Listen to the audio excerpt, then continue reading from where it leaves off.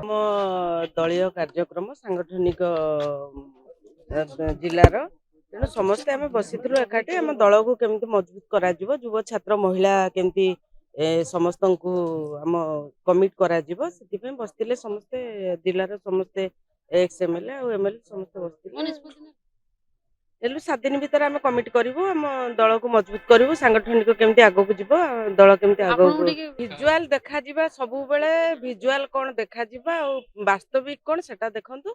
ତେଣୁ ବାସ୍ତବିକଟା ଦେଖି କୁହନ୍ତୁ ଯେହେତୁ ମୁଁ ଲୋକ ପ୍ରତିନିଧି ମତେ ଲୋକମାନେ ପ୍ରତିନିଧି କରିବାକୁ ଦେଇଛନ୍ତି ମୁଁ ଲୋକଙ୍କ ସେବା କରିବି କୋଉଠି ମତେ ଅସମ୍ମାନ କରାଯିବ କୋଉଠି ସମ୍ମାନ କରାଯିବ ସେଟା ମୋ ବ୍ୟକ୍ତିଗତ କଥା ତେଣୁ ମତେ ଲୋକମାନେ କେବଳ ଦେଇଛନ୍ତି ଭୋଟ ତାଙ୍କ ସେବା କରିବା ପାଇଁ ଆଉ ତାଙ୍କର ସମସ୍ୟା ବୁଝିବା ପାଇଁ ତେଣୁ ମୁଁ ଯଦି ଲୋକଙ୍କ ସେବା କରୁଛି ଲୋକଙ୍କ ପାଖରେ ମୁଁ ଅଛି ଲୋକଙ୍କ ହୃଦୟରେ ଅଛି ତାହେଲେ ମୁଁ ନିଜକୁ ସାଟିସ୍ଫାଏ ମନେ କରୁଛି ମୁଁ କାହା କଥା ଉପରେ ଭରସା କରେ ନା କି କାହା କଥାକୁ ମୁଁ ହଉଛି ଭାବେ ନା ଯେ ସେ ଠିକ କହୁଛନ୍ତି ଶୁଣନ୍ତୁ କୋରେଇ ମୁଁ ଯାଇନଥିଲି କୋରେଇ ସିଏ କୋରେଇରେ ନିର୍ବାଚନ ଲଢୁଥିଲେ ସେ ବବାବୁ ଲଢୁଥିଲେ ତେଣୁ ସିଏ ଜାଣିଛନ୍ତି ସେଠି କଣ ସମସ୍ୟା ହଉଛି କଣ ସମସ୍ୟା ନାହିଁ ସେଠି ସେ କହିପାରିବେ ମୋ ନିର୍ବାଚନ ମଣ୍ଡଳୀ କଥା ମତେ ପଚାରିବେ ମୁଁ କହିପାରିବି ପ୍ରତ୍ୟେକ ଦଳରେ ଅଛି ସେଟା କୋଉ ଦଳ ମାନେ କହିବେନି ନିର୍ଦ୍ଦିଷ୍ଟ ପ୍ରତ୍ୟେକ ଦଳର ଅଛି କଂଗ୍ରେସର ଅଛି ବିଜେପିର ଅଛି ବିଜେଡିର ଅଛି ସେମିତି ନିଜ ପରିବାର ଭିତରେ ଗୋଟେ ପରିବାର ଯଦି କରିଛନ୍ତି ପିଲା ଛୁଆ 5 ଜଣ ନେଇକି ରହିଛନ୍ତି ଦରକାର ପଡ଼ିଲେ ବି 5 ଜଣଙ୍କ ଭିତରେ ବି ମନମାଳିନ ହଉଛି କେତେବେଳେ କାହାର ଅସୁବିଧା ସୁବିଧା ହେଇପାରେ ସେମିତି ଆମେ ଗୋଟେ ଦଳ କରୁ ସେଟା ଆମର ବଡ ପରିବାର ତେଣୁ ଆମ ପରିବାର ଭିତରେ ସେମିତି କଣ ଥିବ ନଥିବ ଏଟା ଆମ ନିଜ ଭିତର କଥା ଶୁଣନ୍ତୁ ବଡ ନେତା ବବାଉ ନୁହନ୍ତି ଆମ ଦଳର ନେତା ହଉଛନ୍ତି ସୁପ୍ରିମ ହଉଛନ୍ତି ଆମର ପୂର୍ବତନ ମୁଖ୍ୟମନ୍ତ୍ରୀ ନବୀନ ପଟ୍ଟନାୟକ ତେଣୁ ତାଙ୍କ ନିର୍ଦ୍ଦେଶରେ ଆମ ଦଳ ଚାଲେ ତେଣୁ ସିଏ କେତେବେଳେ କିଏ କଣ କହିଥିବେ କୋଉ ପରିସ୍ଥିତି କୋଉ ସମସ୍ୟାକୁ ନେଇ କହିଥିବେ ତେଣୁ ସିଏ ସେ ସମସ୍ୟା ସିଏ ନିଜେ ଜାଣିଛନ୍ତି ତେଣୁ ସିଏ କହିପାରିବେ ସେଟା ମୁଁ କହିପାରିବିନି ଶୁଣନ୍ତୁ ହାରିବେ କଣ ଜଣେ ନେତାଙ୍କର ହାରିବା ଜିତିବା ଭିତରେ ସେବା କରିବାର କଣ କିଛି ଥାଏ କି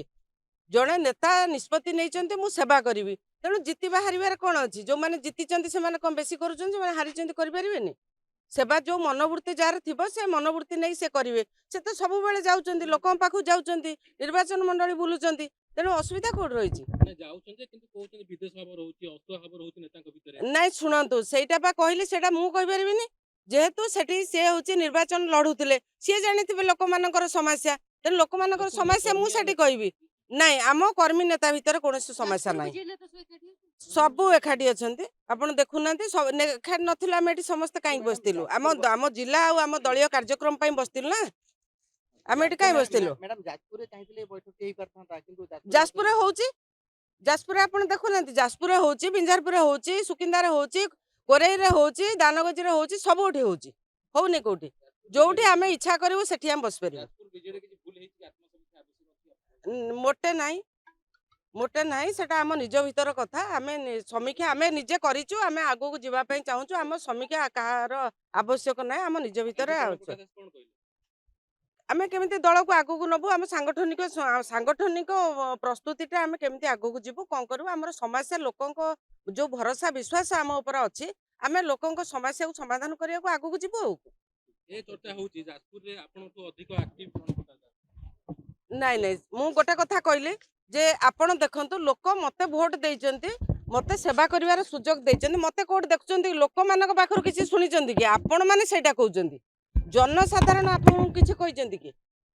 ଜନସାଧାରଣ କହୁଛନ୍ତି କି ଯେ ଆମେ ବିଧାୟକଙ୍କୁ ଭୋଟ ଦେଇଥିଲୁ ସେ ଆମ କାମ କରିନାହାନ୍ତି ଆମ ପାଖରେ ପହଞ୍ଚୁନାହାନ୍ତି ସେ ଆକ୍ଟିଭ ନାହାନ୍ତି ଆପଣଙ୍କୁ କହୁଛନ୍ତି କି ସିଏ ଆକ୍ଟିଭ ରହିଲେ ସିଏ ଜଣେ ସିନିୟର ନେତା ସିଏ ଆକ୍ଟିଭ ରହିବେ ସ୍ୱାଭାବିକ ରହିବେ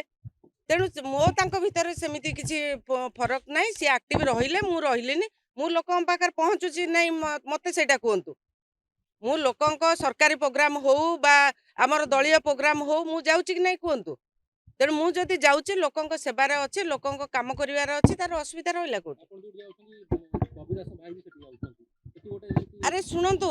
ଆମେ ଦଳରେ ଅଛୁ ଆମେ ଦଳରେ ଏଇନା 7ଟା ନିର୍ବାଚନ ମଣ୍ଡଳୀ ଯଦି ସେଠି ଦାନି ଭାଇକି ଡାକିଲେ କି ଜିତୁ ଭାଇକି ଡାକିଲେ କି ବବାବୁଙ୍କୁ ଡାକିଲେ କି ମତେ ଡାକିଲେ କି ବିଶ୍ୱ ଭାଇକି ଡାକିଲେ କି ମ୍ୟାଡାମଙ୍କୁ ଡାକିଲେ ଆମେ ଯିବାର ଅସୁବିଧା କଣ ଅଛି ଆମେ ତ ସମସ୍ତେ ଦଳୀୟ ଲୋକ ନା ଏଥିରେ ଅସୁବିଧା କଣ ଅଛି ସେମିତି ଯଦି ତାଙ୍କ ଭାଇକି ଡାକିଲେ ମତେ ଡାକିଲେ ଏଥିରେ ଅସୁବିଧା କଣ ଅଛି ମତେ ତ ଡାକୁଛନ୍ତି